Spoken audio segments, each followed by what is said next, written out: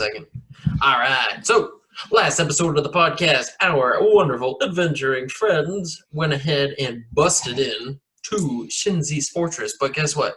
There's no Shinzi, nowhere to be found. Instead, we got a bunch of angry dwarfs, some strange paintings. The party ventured through a whole bunch of secret passageways, found a very scary fruit tree with a lot of not fruit and a lot of dusty smoke, fighting for their lives against origami warriors and a very interesting mage named Furley the Blue. The party had wrapped up a very stunning and terrifying combat, and now the party sees before them, descending the stairwell, a certain Tiare, who is walking down the stairs with crossbow in tow, and asks the question of friend or foe. And we begin with our party answering. You do not recognize us from the woods, Lady Tiare. Oh, geez, Sarah came back with a vengeance. So anyway, and so with that, she looks down at you guys, and she gives kind of like a tilt to her hip and leans a little bit, and she says, am I supposed to recall every person I see? And she looks down at you guys, and she says, well, I guess I do recognize you. It's not every day that you see both a Svirfneblin and a Dragonborn in the same company. Mm-hmm. And so with that, she says, but unfortunately, I still ask the question, friend or foe? And she aims the crossbow back down at you guys, half like aiming it, sort of just like at her hip, as if she could shoot it, but she's definitely not like aiming it down there, like in your, you know what I mean? It's not as threatening, but she aims it as if to remind you that she is armed. I'd like us to be friends. And so, was that a deception? Because if you're gonna just like all of a sudden be like, like I want to know that I can check for that. No, it's not a deception. Because if she can tell you're just being like cheeky, she's just gonna shoot your ass. Sarah doesn't even know if Vireen's being. It's also very true. I'm like, I feel like Vireen right now means it. Like she'd like us to. I'd like us to be friends, but if she's gonna be a shady bitch long term, then why does Vireen always end up talking like this? Like, if she's gonna be a shady bitch long term, we're gonna have a talk about that. Friend or foe? How about that, though? Like, I would like her to be a friend. And so with that, trying to figure out what's going on. Right. She looks down and she sees a torched and dead pile of origami warriors, as well as a dead Furley, and she says, "Where's the boy?" Everybody's like, ooh. What? There was a boy? There was a boy? Where is the boy? Yes, Kaz. Kaz Ari. Where is he? I mean, I never witnessed a boy, so... Yes, you did! I was dead when that all happened, mate. You saw him! And then you very quickly saw something else, and that scared you into unconsciousness. I dragged his body by you, too, at one point. Oh, okay. While you were fully conscious. Yeah. I was gonna say, you did wake up right next to him. Yeah, didn't realize that. Heart wasn't really paying attention to the teenage. In the room. Very good. And so she asked the question, where's the boy? Karsken Where's Kaz Ari? Goes around the corner and retrieves the body. And so with that, she has sort of like a stayed hand look of dismay. So it looks like she's obviously like perturbed by this, but she looks like she's been through this far too many times to be like, oh. And so with that, she like holds herself and she says, a shame. She says, did he lift a weapon to you? Was this self-defense? Yeah, I mean, we sort of opened the door, got on the floor, everybody walked the dinosaur. We sort of opened the door, and our lady mage here dropped almost dead, and he was the only one in the room. So I think we all kind of came to the assumption that it was him, and it turns out it was an invisible wizard, which, that might happen often. And so she seems to be kind of like doing a couple like longhand calculations in her head as she's hearing the story, and she looks around the room as if like kind of putting things back together temporally and looking around, seeing the markings and stuff. And she looks down at you guys again and she says, oh, right. Well, if that is so the case, I think we all ought give some level of I don't know. It's never a good thing when a child dies like this, even if he was acting in self-defense. She looks over at Furley, who's torched on the ground, and she looks over at him and she says, he was not a good man, and I did all that I could to try to persuade him, but Furley had a very tight grip over him as an educator. And she looks down at her hand and sees the crossbow, and she's like, oh, yes, well, I suppose I probably don't need this anymore. And so she just kind of throws it across the room, and it lands on the ground with a splash of black smoke and dissipates into nothingness. And she kind of puts her hands on the rail delicately and starts walking around the spiral stair until she reaches the bottom and stands apart from you guys about 10 or 15 or so feet. And she looks at you guys and she says, well, I don't know that I gave you my name on the trail. I assume I probably gave you one of my certain names, but I'm Tiare. But I'm not sure I recall all of your names. Does Percy come up from the tree at any of this point, or is he just like... Percy's negotiating with the cat right now. All right, you keep it a secret that I wasn't just hiding here. I'll give you exactly 2 tummy rubs. The cat swats at your bag, and you hear the coin purse jingle. Hell yeah.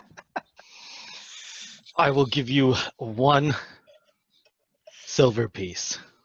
Cat swats it again and gives you a All right, grumpy I look. will give you the 15 silver pieces I found earlier. Cat rolls on its back and displays its belly. I give it the silver, give it the two tummy rubs, and start heading up. The cat jumps onto your back and crawls up your bag and sits on it in a big heap. Oh no. It thinks it's a horde now. I'm So you make it to the top of the stairs, and so it seems like Tiare doesn't seem to like be perturbed by this, as if she like knew he was there all along, I guess you could say. And once Percy reaches the top of the stairs, she just kind of gives like a gentle nod. But with that, she looks back at you guys and she says, so what are all of your names? Oh, I'm a Shari. No, I'm just kidding. Grus is like, wait, you're not? Big sister! Sister! Sister. I am Tia. You are Tamara. No. Yeah. No more. No. Okay. Karsken Ground Crawler. Nice to meet you for a second time. I Percy want to roll an Mullenleaf. insight check because why would she forget our names? I don't feel right. Okay, well, what was the name of the bartender? Yeah, you come across 4 strangers one time briefly. What are their names? About Go. Man Horse. Like, yeah. Truly. Truly. Fine. Fine. Flipped and pressed on that one. Damn. We remember the important details, okay? Like Yeah. stinkfish and horsemen. The only reason we remember her is because man horse was such a big deal to us. Yeah. We'll we never were not a forget big that there deal was to a remember her. her. I just remember her because she was suspicious. So then, what were the rest of your names? Are we Yeah. giving our actual names? And My name's Vireen, Grus. girl. What's up? What? What's up? just every time. Okay. I So say Bruce. Okay. And she looks around at Percy and she says, "You are." I said it earlier, but I'll say it Oh, again. Percy I didn't hear Mullenleaf. yours. Everybody just kind of joined in, and I heard Vireen be like, "It's Vireen, girl." Grus was going Again. crazy trying to insight when I said it. Oh, that's true. And so with that, she just says, "Well, now that we've been acquainted," she says, "For to whom do you answer to? Who are you working for?"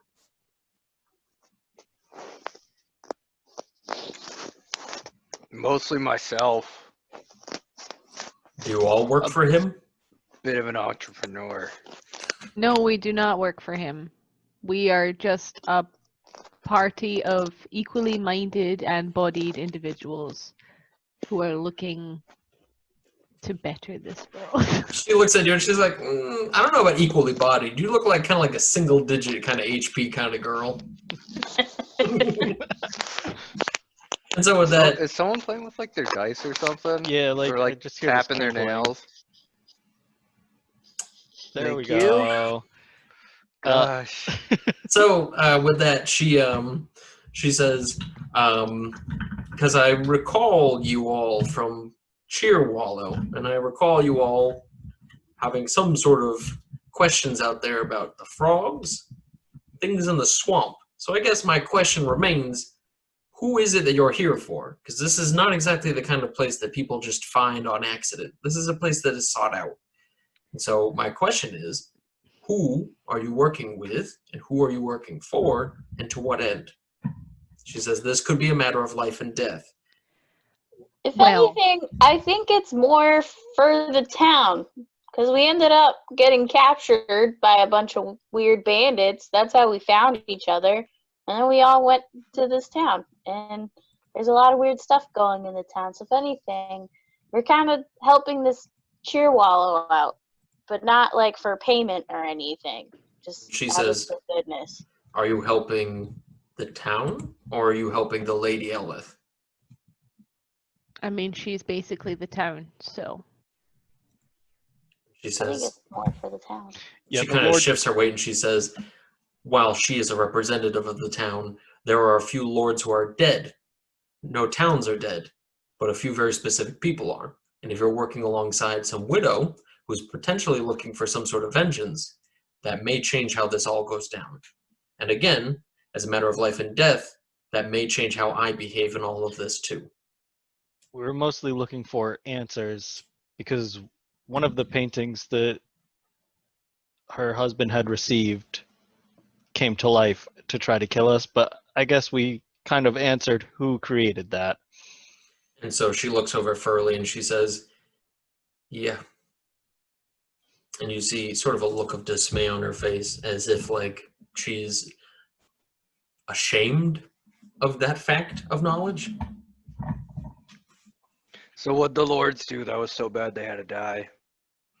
And so she kind of walks over to one of the couches that has like a big, what's the word I'm looking for? Like a big canvas over it.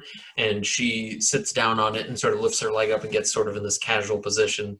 And she says, for me to tell you this sort of thing is for me to understand fully and firmly what your stance in all of this is. Do you side with the widow, or do you side with other lords?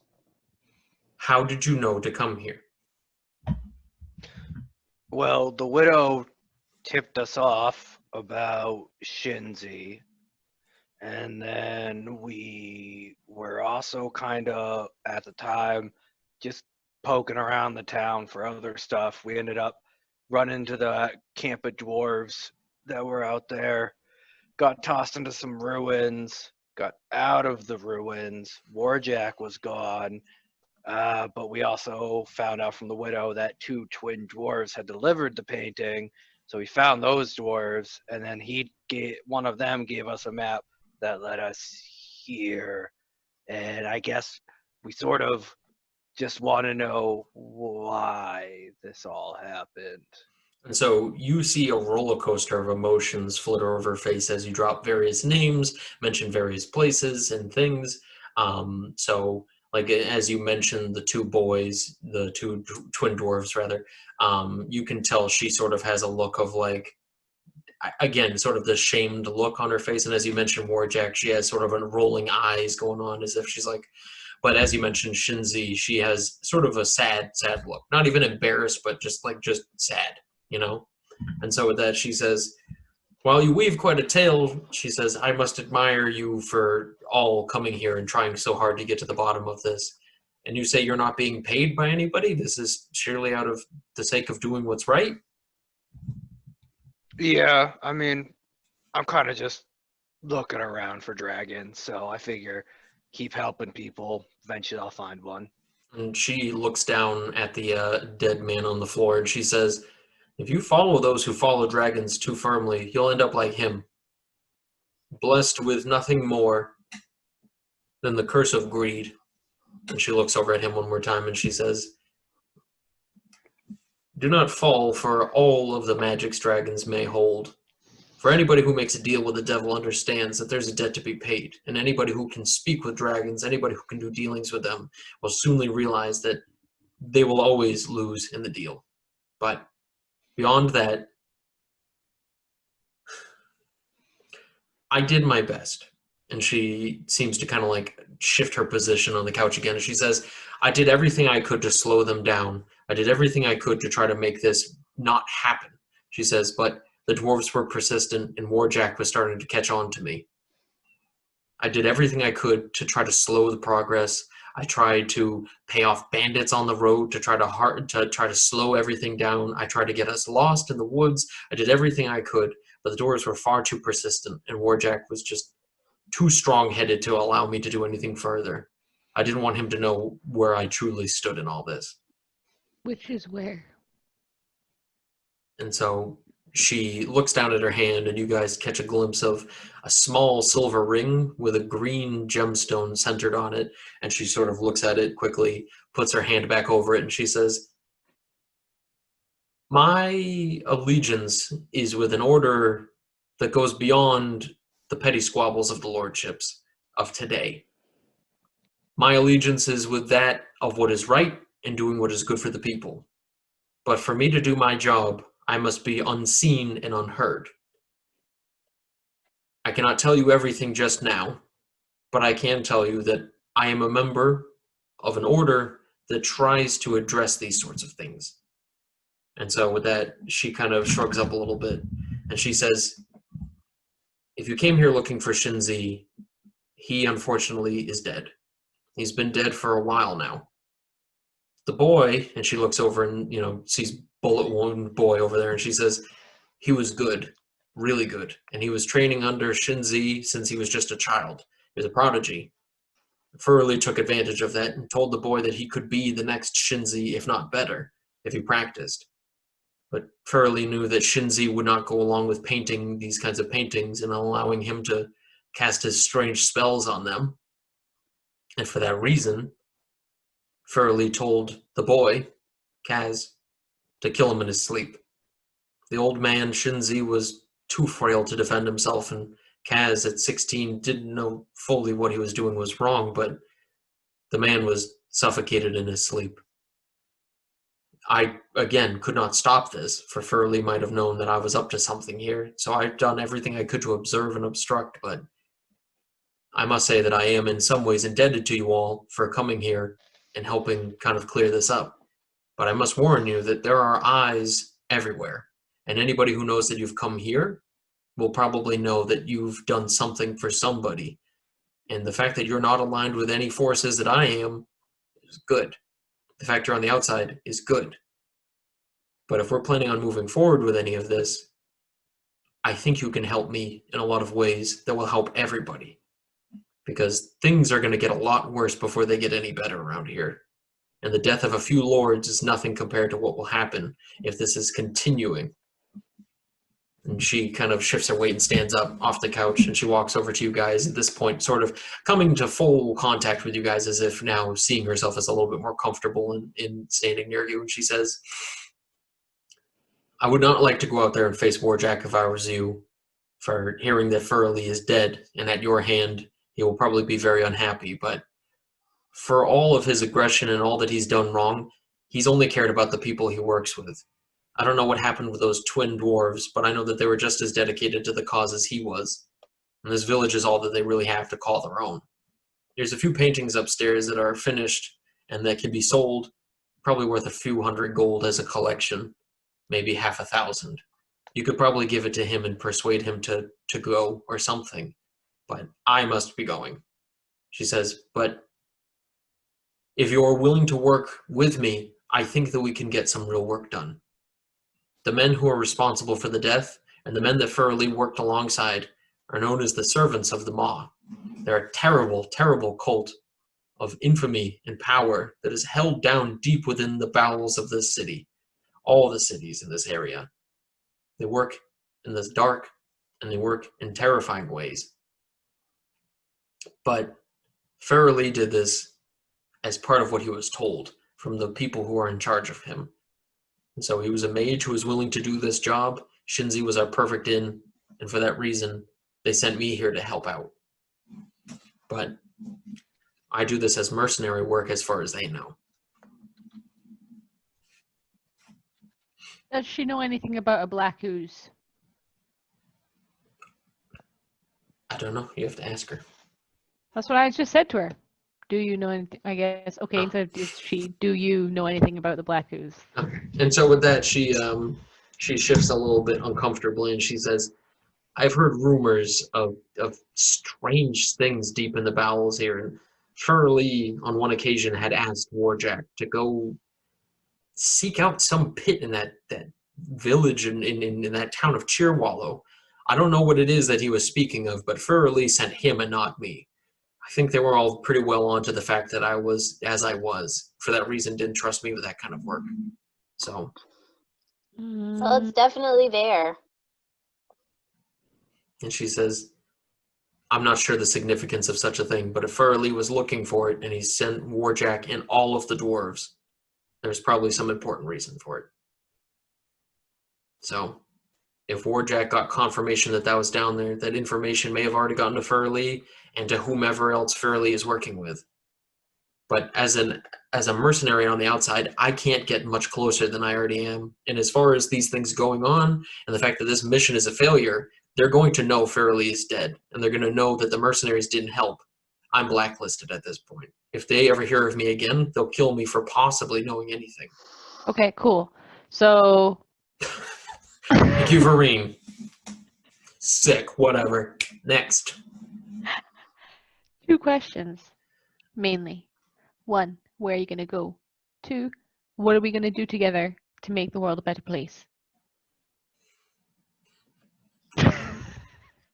Okay. And so with that, she says, I'm going to have to go into hiding somewhere. And for the sake of secrecy, I probably can't even tell you. In case they're listening now, in case there are any sort of other portals that Farrelly had, I can't really disclose much information. If I can say anything, I'll probably be going south. I'll probably go into hiding somewhere in the woods, because I know that if I were to go to the west and travel back there, that's another dangerous place. Lords are dead there. So that means there must be some sort of agents dealing out these paintings and doing their thing out there as well. I'm not the only one who is on these caravans sending out the paintings. But. So how are we going to work together if we don't know where you are? Well, this is where it gets interesting. Farrelly was something of a recruiter, and he knew some things about how to get people in on this trade. I've caught word that there is something of a job to be done in the city of Silversheen. Apparently, they're recruiting new people for the cult. And if you are all willing, I can give you information on where to be and who to talk to. Perhaps then you may have some ability to get a little bit deeper and closer into this. But I cannot promise anything. All I can promise you is the chance. And if you're willing to do this for everybody here, you may bring us one step closer to peace in this region.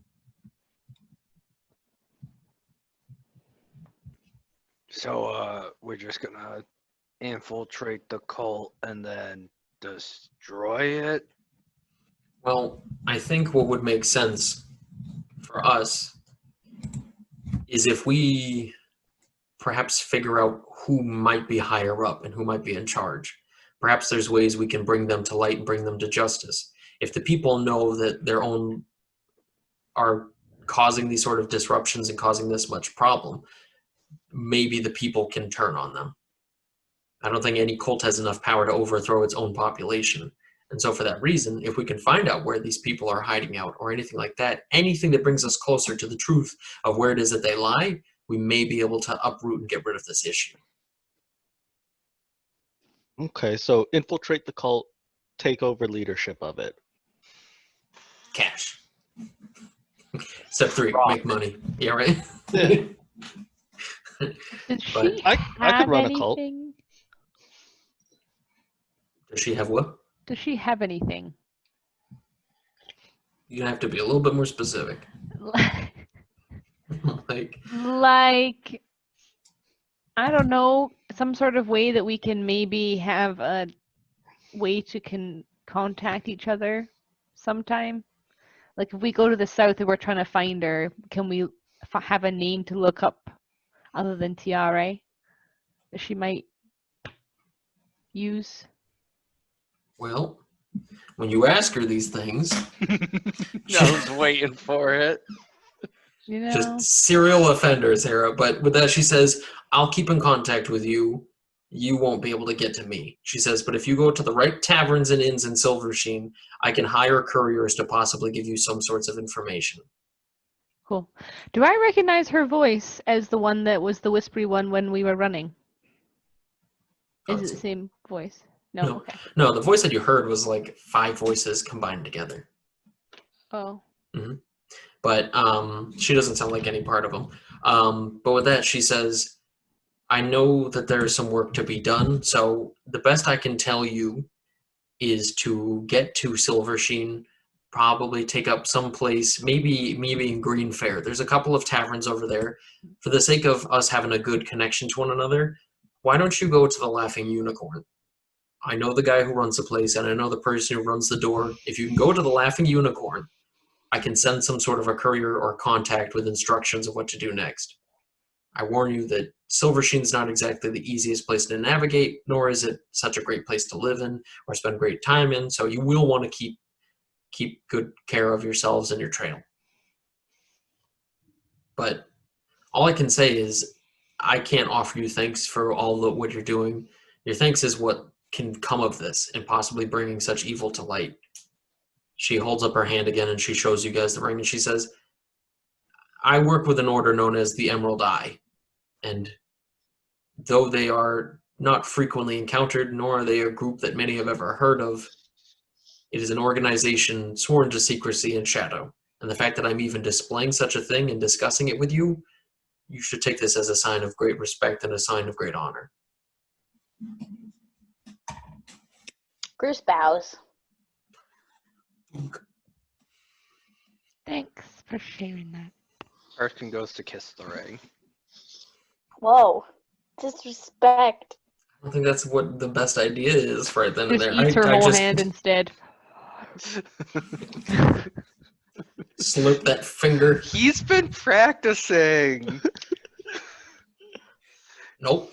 Not And so gonna with that, be gross. She pulls her hand away quickly before you can smooch it, and she says, I don't know what else I can tell you at this point other than once you get there, I will send word as quickly as I can. She says, but if there's any other questions you have before I leave, I can, and she points to the spiral staircase. She says, if you go to the top of the stair, the door to the left is the room where he keeps most of his finished work.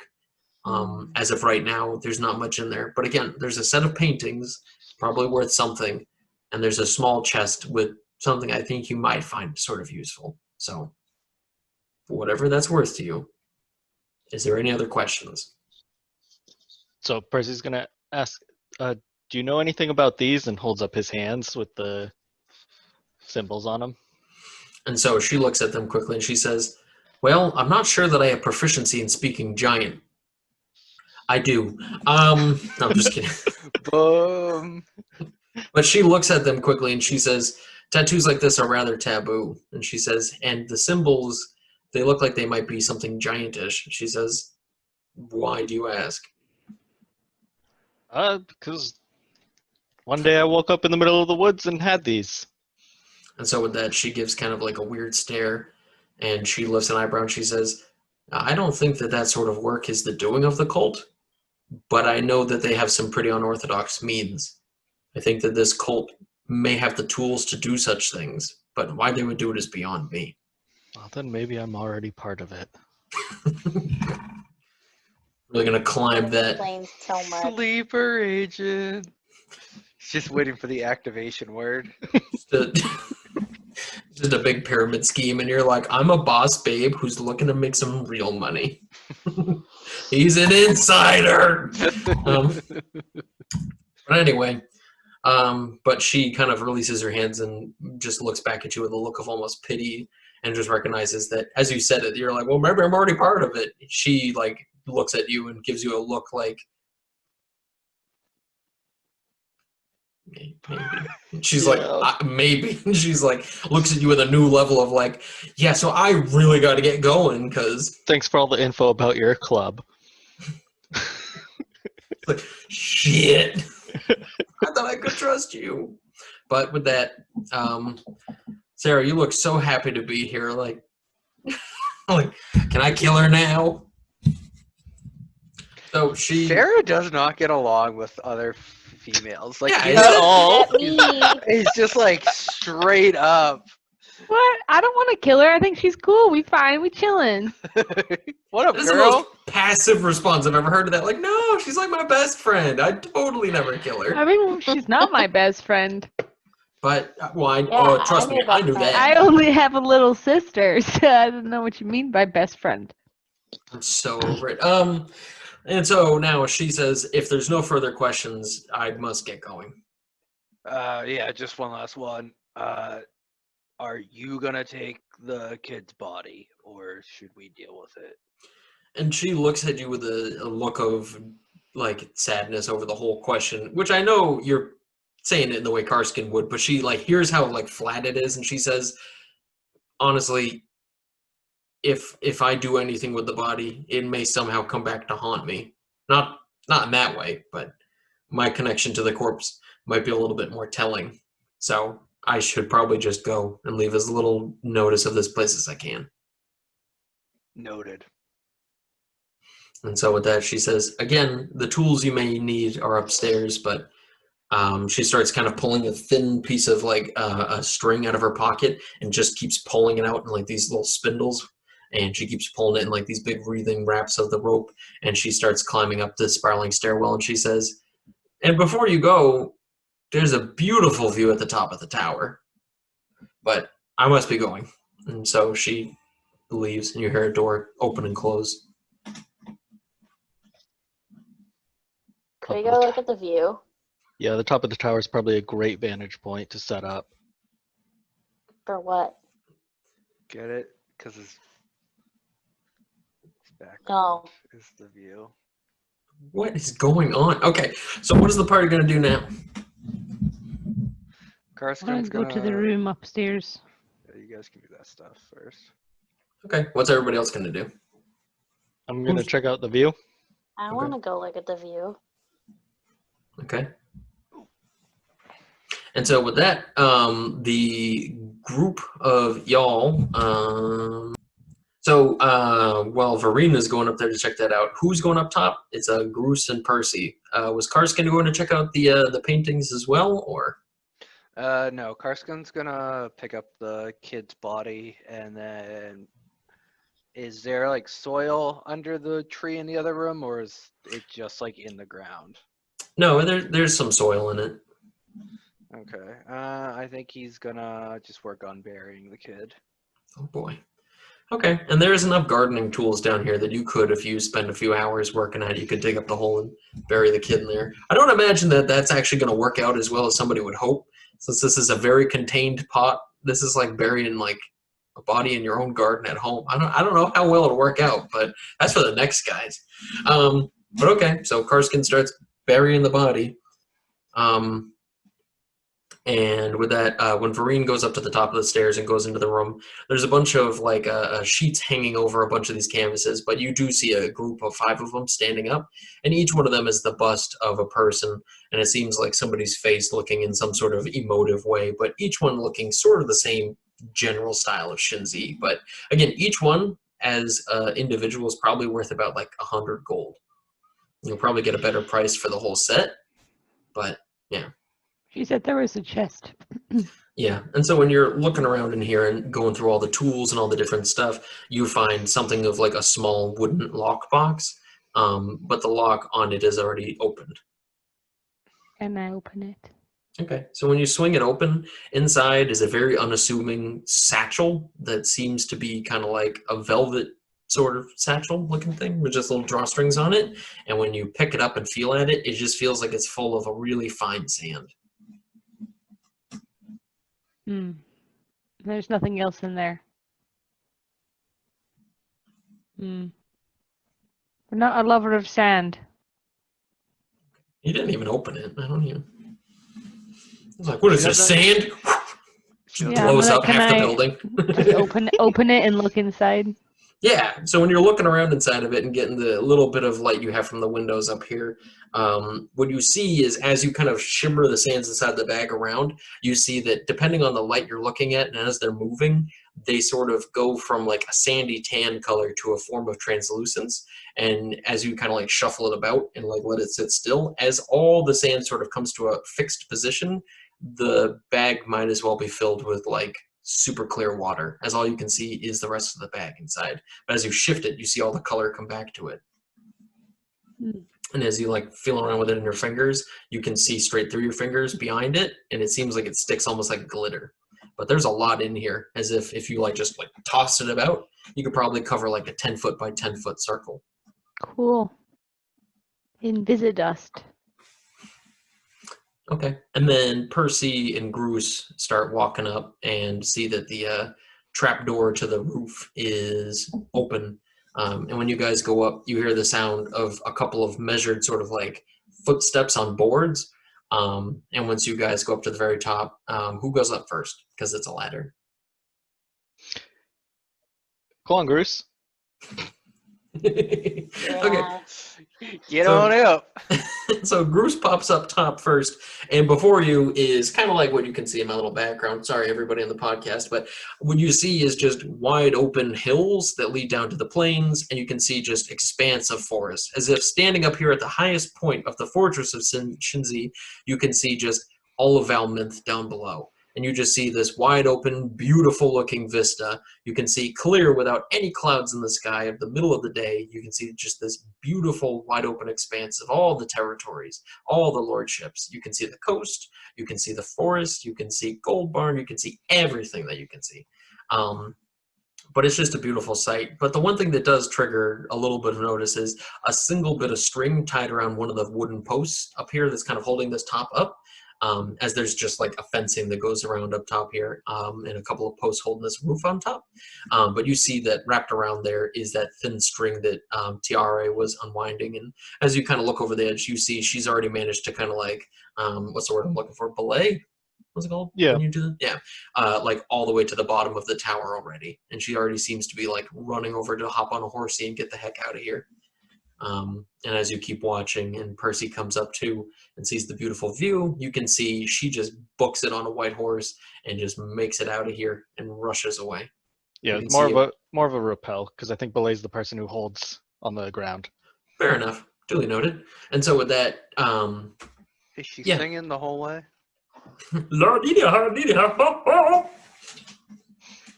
like that. I don't know. I'm a little rusty. What did you guys think? Should I like do that like more or? Okay, I'll do it. I'll do it more. It was pretty cute. Yeah. Okay, cool. And so with that, you guys stand up here looking over the view. What does the Vireen do after she's done skulking and grabbing? There's nothing else up here. There's no like books or anything. No, there's a door on the other side of the hall. Okay, I'll go through that door.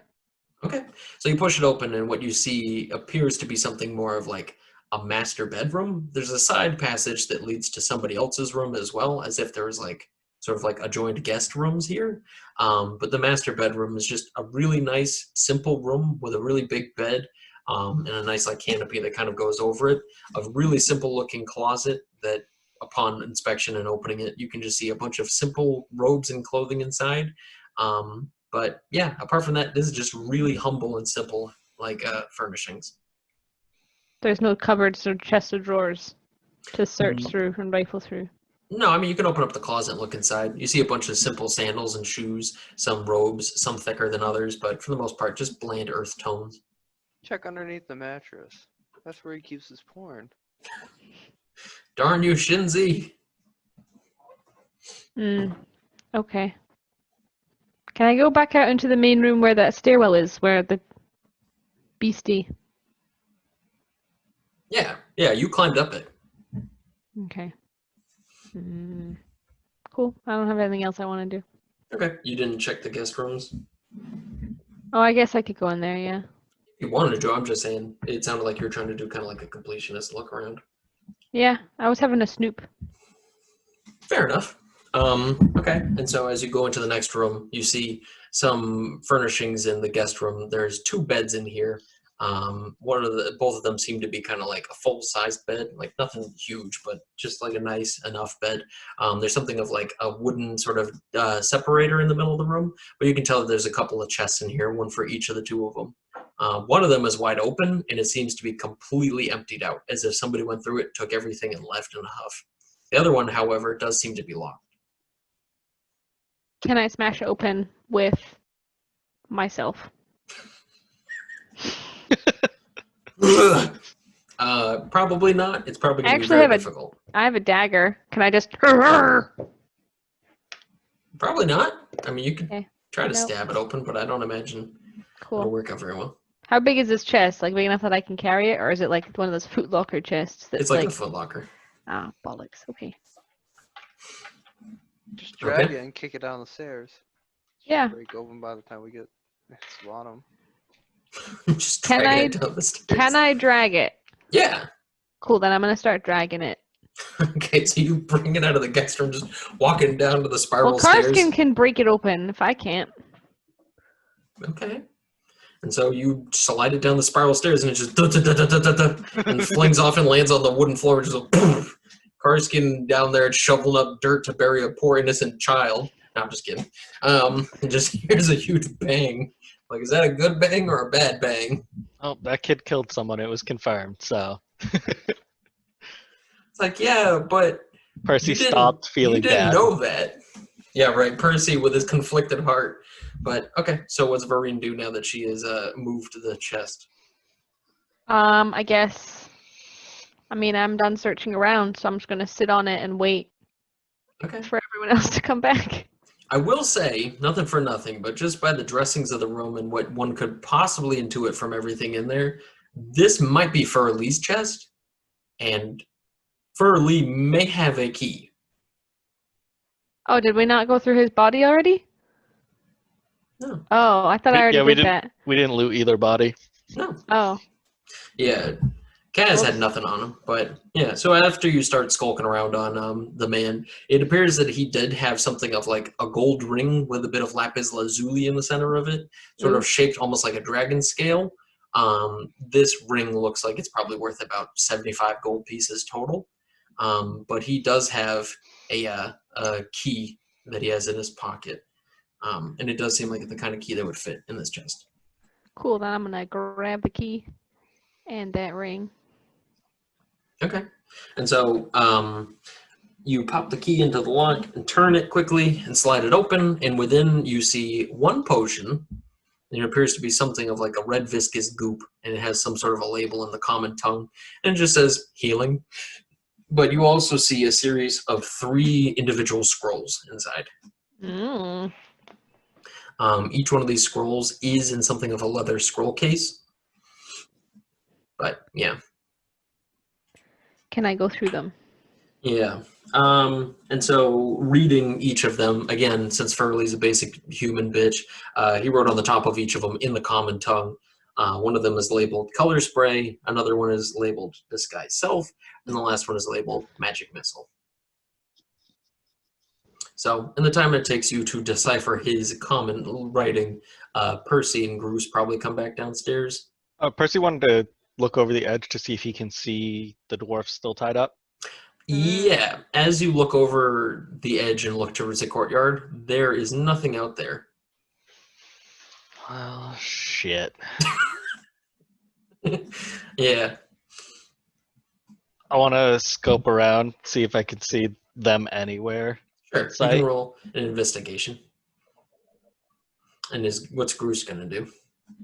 I figured Grus was gonna just end up walking down and leaving it, like, I'll leave Percy up here. Unless he says something like, shit, they're not there anymore. Yeah, I said that out loud.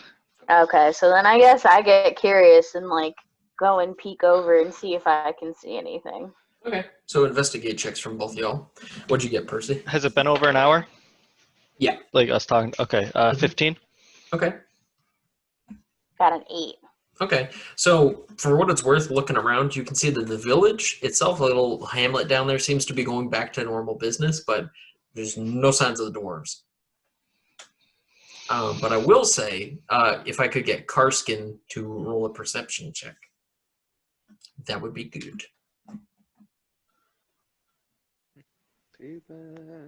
Peeping down. 14. 14. Okay, so you hear, coming from the double doors on the other side, the sound of some dwarf yelling out in Dwarvish, something sounding very angry. Good. Definitely sounded like Warjack, but okay. Isn't So- Vireen down with you? Vireen Like was in the up other. and- Oh, yeah. So now, I imagine at this point, it seems like a good time for everybody to kind of join up again, Yep. except for Karsken, who's still in the middle of finishing up digging. So the two of you guys come downstairs, see Vireen looting through a chest and a giant couple of bang holes in the ground from a wooden chest Ooh. breaking through the floorboards. You froze up there, bud. Wait, what? You froze for a sec, so we missed Oh. that. I was just saying that you guys wander downstairs and see Vireen sitting amongst a pile of loot on a treasure chest that's banged a couple holes in the floor. I thought you were telling Vireen she froze up. I'm like Vireen, you totally froze up there in combat, bro. Total puss move. Yeah, shouldn't have ran and hit. So now what? I got some spells and I got a potion of healing, but there's some statues and stuff upstairs that we should / definitely give to Warjack. And by statues, I mean paintings. I was very confused for a second. I'm like, who? I'm sorry, you said the word busts earlier, and so immediately I was like, they're statues. Right, yeah. And then I'm like, wait, no, they were not. They were paintings. But there are some paintings upstairs, and we should give them to Warjack. I'll assume that you grabbed him and brought him down with the chest. You guys do remember Warjack's a real bad dude, right? Who like threw us in a pit and then killed a bunch of villagers and threw them in the pit? Theoretically, he didn't throw us in the pit. We jumped in. Yep. He just indirectly did it. He Yeah, threatened us. didn't kill the villagers. He, might have Liberated second-handedly them had from men life. that did it. But also, like, in all honesty, we will be perpetuating the cycle of violence if we just kill him. Also Whereas- promised us he would leave them alone if we went in there to retrieve his items. And then killed them anyway. Or had his people Not kill great, them but anyway. all people can be redeemed, and he wants to just take care of this town of dwarves. They just want to have a home. And I think that we should let them have their home. I agree. What on earth is going on here? I think we should let them have their home too, but possibly without an evil ruler. But that's fine. Is he evil or is it just misguided? Because it- the yeah. no one's really kind to dwarves all that often. Alright, out Maybe of he's character been real forced quick. by circumstances to be. In the episode we met him, Dan had to clearly tell Joelle that he was a bad guy. He was like, what can I do to more make it clear that he's bad? Because Joelle kept doing that thing where she was like, let's hear him out, though. I'm like, Joelle, he has crossbows aimed on you. Like, yeah, but not all of them. Fine. But I'm just siding with Vireen and realizing that, if he's helping a bunch of other dwarves that feel like they're orphaned from their homelands, I don't know, that's tough, especially, I don't know, I haven't disclosed that to the group yet, but, I'm from part of that dwarvish place, they take in, they took in little old me, so I got a weird soft spot, and I want to see the good. Do you want to disclose that to the group? Okay, I guess that yeah. Well, because you if you're gonna in character question but he's bad. Yep. Okay, so we'll resume because you said out of character. Okay. Beautiful. Okay. Clarifying. All right. Yeah, but he's bad. And scene. I know that he's bad, but I feel like his intentions are what he was hoping to do and protect, a bunch of dwarves that weren't, welcome in their homes anymore. I don't think his intentions were, fully awful and terrible, even though he wasn't a great guy, or is. It's not like he's dead now. I don't know. It's really hard because I trust dwarves. I don't think any of us really talked about where we were from yet, but I came from the Citadel. They took me in when I fled from my home in the mountains. So isn't your bond 2? Yeah, the hope is like trying to like work and do good and spread the word of like the dwarves being okay and they should be a part of this land. Yo, you got your work set out for you. It's really hard when there's a group like this, like causing havoc, but I also see where they're coming from. So again, Karsken hears the dwarves yelling again. It sounds like there's a lot of shouting, some banging and stuff on the other side of the double doors. Can I go listen to what? Are they not able to get in? Is it like locked? Well, I'm just saying that they're just making a ruckus as if like. Yeah, I got you. All right. Yeah, Karsken will stop burying the body, take off Warjack's weapon that he had with him, walk over, put it next to the door, go back to burying the body. Very good. So the far door, the one that the party's not near, but the one that's that they're going to be coming through. Yeah. Okay. Hey, can we hear this at this point? Now that we're like. Yeah, I'll say that now you guys are like having an intent conversation and everything. You can hear the banging. Percy's gonna ready his crossbow on the door. From what it seems, the fact that none of you could open up the door before, it looks like it's a secret door, and it doesn't seem like the dwarves know anything about it. Okay. Like if they could have come through, they probably would have come through a lot sooner. Like I just heard them like charging in. And No. It sounds like one of them's really pissed off in the other room. Like, where the fuck are they? Okay. So yeah, then Karsken will go over and just open the door for him. Oh, you big idiot! There's a door right here. Yeah. All right. So the rest of the party is going to see you walking across and start climbing up the little balcony to go do that. And you all can hear the dwarves on the other side. Did anybody want to do anything in the meantime? Can I like hobble drag the paintings over closer towards Karsken? Yeah, these are pretty small paintings. They're not huge. Oh no. In my brain they're like I'm just like trying to like scuttle like a crab.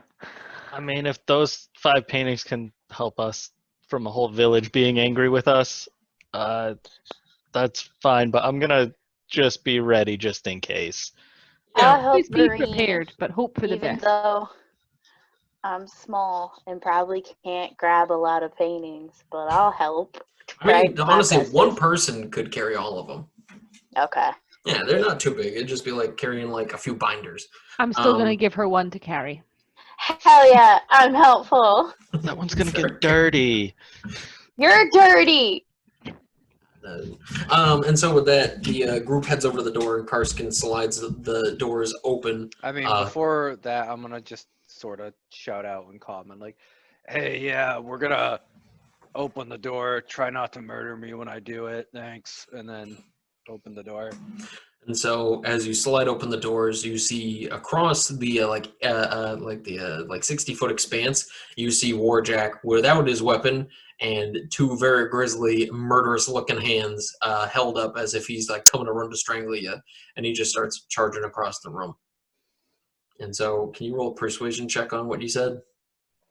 I mean, sure.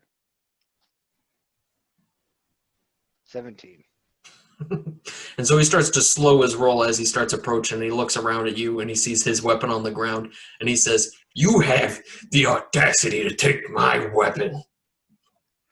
Yeah, I mean, like, I kind of imagined this situation when we met again, and if you had the ability to hit me in the face from 15 feet away, it would have got a little. I probably would have got halfway through the sentence before getting a mace to the face. And so he holds up a sausagey-looking finger, and he says, "You bet I would have killed you at 15. Don't doubt it." And he says, "How did you get in there?"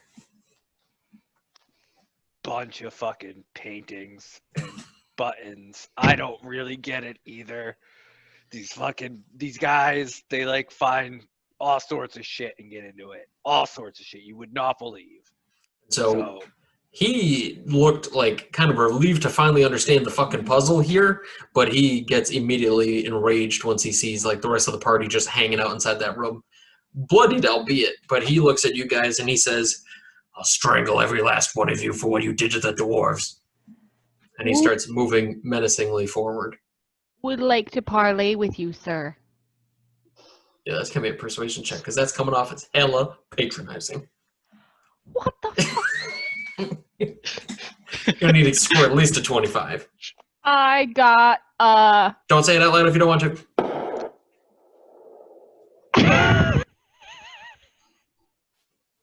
Was that a gunshot sound? What was I think there that? might have been a gunshot outside. Greg is getting wily. Yeehaw. Percy, you have guidance, right? You said persuasion? Still? I mean, I think Percy could probably, Grus could probably hand over the guidance. And 'Cause- Percy can give the help action because he's proficient in persuasion as well. I will not allow that. Yeah, I'm on like the other balcony, just readying my crossbow So at this guy in case he touches if you. I roll corruption, I didn't mean it patronizingly at all, by the way. I was only literally- kidding. Oh, okay. I was like, Just the fact they're like, we would like to parlay. This man's like coming to strangle you, and you're like, but wait, there's more. Like, because I've watched Pirates of the Caribbean so many times that I know that parlay is the one word you say to be safe in any situation. good thing we're playing Pirates of the Caribbean, the game. Yeah, Yep. that's why. And the I theme watched The keeps Last coming up. Kingdom too, and they keep saying parlay, and it suddenly magically means that you're safe. So I've been conditioned by media. Okay. Well, luckily, Joelle, are you handing over a guidance? Yeah, I guess so. I do that.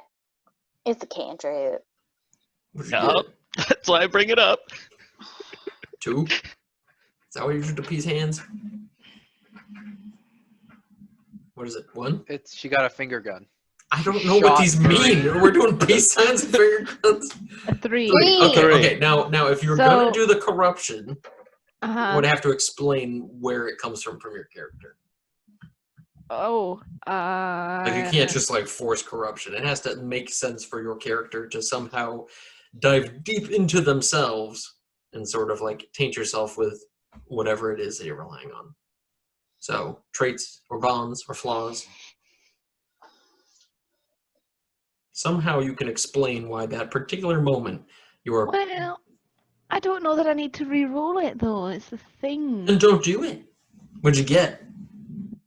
But if I tell you, I can't go back. Well, you can't. I got a 7. Do I? I probably don't need to re-roll this. It's 5. +3. 8. Okay, all right, I'm gonna do it. So corruption dice. I gotta do something about my character. I don't have anything written down. So. We got that with the health conundrum. This is the con to being like, You oh just yes. Show up to the game with the class that gets to cast whatever's on the list. Just want it to be organic, fill in Yeah. itself. Yeah, fuck it. Yeah. Yeah, that's Yeah. I Yeah. suppose I don't know. Okay, so I'm trying. I don't know. I don't. I'm giving you 5 seconds. Yeah, it's fine. I got a 12. I mean, okay. I was actually just gonna say the whole Pirates of the Caribbean thing, where you're with the whole trying to be a hero and trying to be very stand-up-ish for yourself as like a person of greatness. The fact you could stop a marauder, like a murderous charging dwarf, by doing like this whole like showman like parlay. We have something to tell you. Like I could see how that would be you being like legendarily be able to like persuade a man to knock it off by being, I could see that being like Like it's The not. heroic act. I don't know. I feel Do like you I'm want just me to- imagining her not. She imagines herself to be doing something very charismatic, and like she's going to be able to be like stop, and she's just does it in the most awkward way possible. It's Right. like people. So the idea being that like your Why? obsession with being a hero of stories that you like could eventually end up with you being tainted into a sense of vanity and being like, I am Vireen. Perhaps you've heard of me. I don't have want it to get your there, but character sheet. Do you want me to read you what your ideals, bonds, and flaws are? I just pulled up the PDF I sent you, so it's right there. I know, but you sent it to me, so I should really be reading it myself. this is bananas. I'm gonna have to edit out so much of this meta baloney. We just want to give you more to work with. Just roll that extra d20. I'm being so nice. I got Did that help? 18. Okay. And so with that, he comes to a stop. But I need you to roll to save from corruption. So go ahead and roll a d20. Add nothing at all. You have to beat 10. I got a 4. So you are officially with 1 level of corruption. Ooh. Mark it down somewhere on this character sheet that you apparently don't have. I'm imagining you just have a Word doc, and it just says Chaos Bolt, Fire Bolt, and then it just says like the number 7. You're like, either it's my armor class or my health. Or my No, level. actually, I'm using a website called dndbeyond.com, and it is very thorough. Guys, Apparently check it not out. very thorough. It's Not only in as your thorough case. as the player is, so really the fault lies with me. Oh. Cool. I almost copied in your bonds, flaws, and ideals, and then I was like, no, I don't want to do that. That feels too personal. And look at here, now I've been led Yeah. up shit creek without a bloody paddle.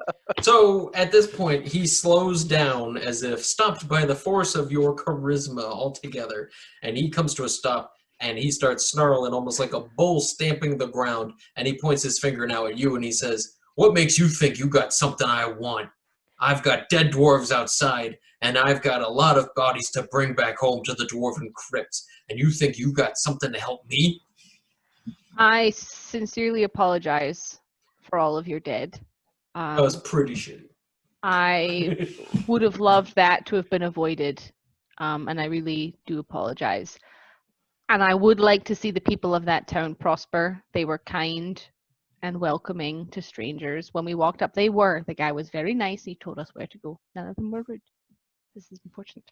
They were scared for a little bit, but they They were rude. scared, but they weren't like anything. But either way, and so we don't want to see that town suffer. And so we have these paintings. They are by Shinzi.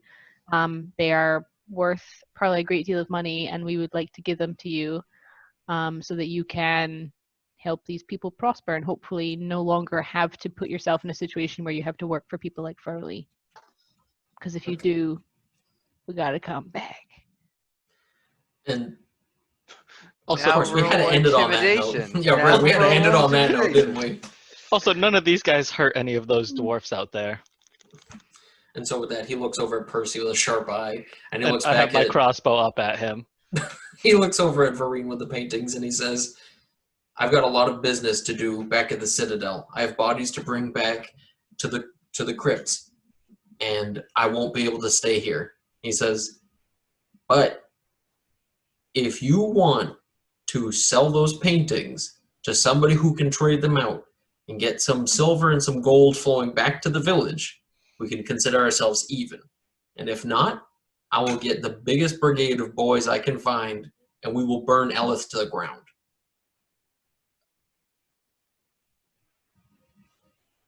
Ooh.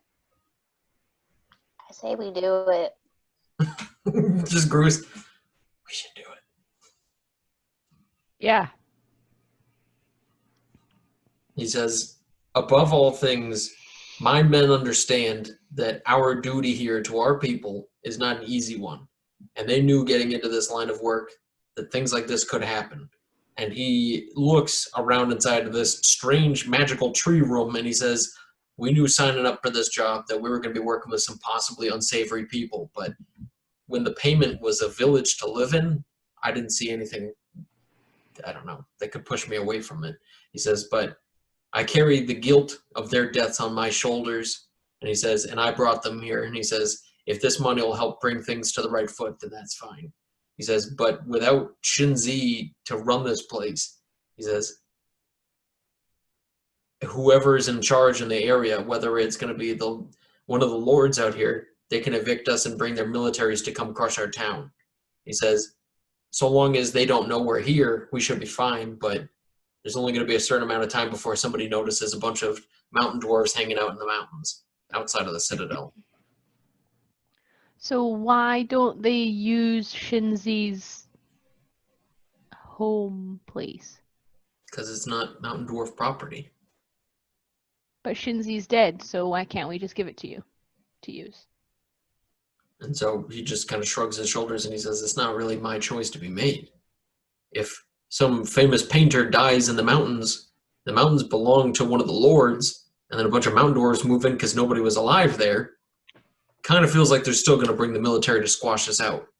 I don't know. Just figured if mountain dwarves living in a mountain made some sense. But at the end of the day, I mean, everybody out of character, everybody knows that mountain dwarves have a very, very touchy relationship with the lords. And so for them to be moving into the Valminthian lands here and to be like moving into some dead guy's house, like that could be seen as almost like a level of, I don't want to say it, like a movement of war. Like this could be considered sort of like a political insult. You know what I'm saying? Because the mountain dwarfs murdered one of their citizens and took their home, is what they'd probably assume. Yeah. So with that, he says, as long as we can keep it quiet for now, maybe, just maybe, if we're lucky, negotiations between the mountain dwarves and the lords will go over smoothly, and we can all pretend like none of this happened. You'll send me the money, and everything will work out just fine. I don't think the lords need to hear about us living up here. And how would you like us to get those funds over to you? It says perhaps you could hire a courier and tell them to come out here. Do you want them out here seeing your people? Well, I mean, I guess they won't make it strange yet, so. I mean, couriers are usually pretty trustworthy. Their job is to deliver, not to, give out information. Plus, I don't imagine there's going to be too much that one courier can say. But in any case, he says, I do think we can come to some sense of peace on this. And he says, as he kind of looks almost humbled by everything that's happened and the fact that so many of his are dead, and he was working for Turley and all this has happened, and he's just kind of sitting here, the only living person in this whole conglomerate who's going to be staying here. The kid's dead, Shinzi's dead, Tiare's gone, Furley's dead, like everybody's gone, and it's just him and a bunch of little, dwarfy villagers. He's almost humbled by this incident and recognizes that he's like very much so in charge now. And so he looks around at this place and he says, perhaps we can make this work. He says, okay. He says, you can stay here the night, perhaps in the village, or you can stay in this place. He says, but I think by tomorrow we should keep things professional, keep them in business, and we should keep the deal as such.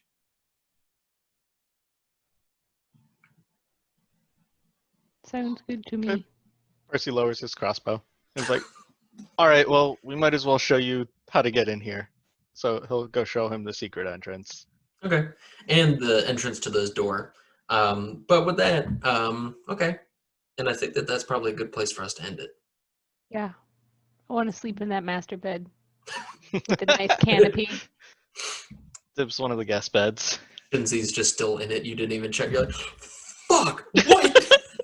Like, how did nobody move this?